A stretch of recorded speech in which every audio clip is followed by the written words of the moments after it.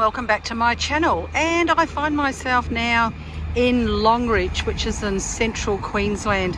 It's actually 1181 kilometres northwest of Brisbane, so right out in the middle of nowhere. Population of 3,500, and it is hot, and part of that reason is the Tropic of Capricorn runs right through the centre here. Longreach has some really interesting places for you to visit. The Stockman Hall of Fame is here. That is a world-renowned building, and Qantas has a large museum.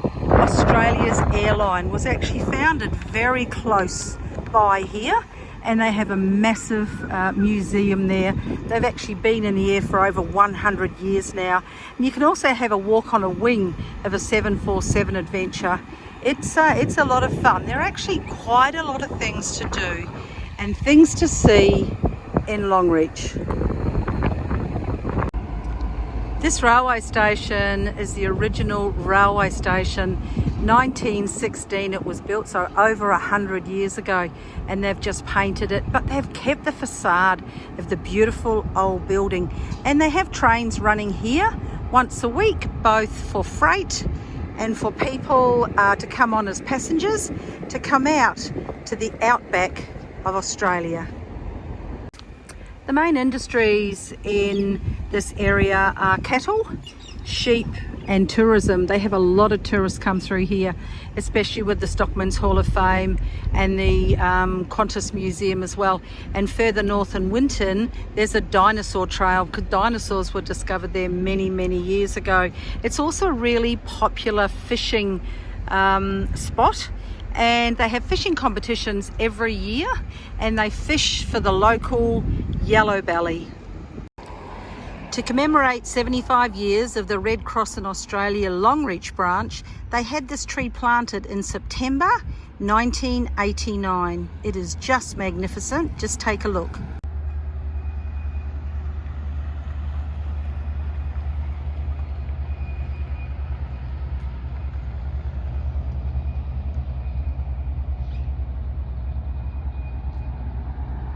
So that tree was planted 31 years ago.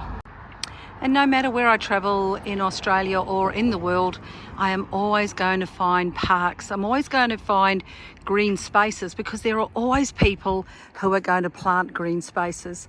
Here in Longreach, I'm at the Anzac Memorial Park, and this was designed to ensure that we remember the Australians and the New Zealanders working together in a corps during the war. Let's go and see what they've planted here. No matter where I travel, no matter what the gardens look like or where they are, including home gardens, there are hedges. Apart from the fact that you need to cut these, growing them is quite easy, and most of them are highly drought tolerant.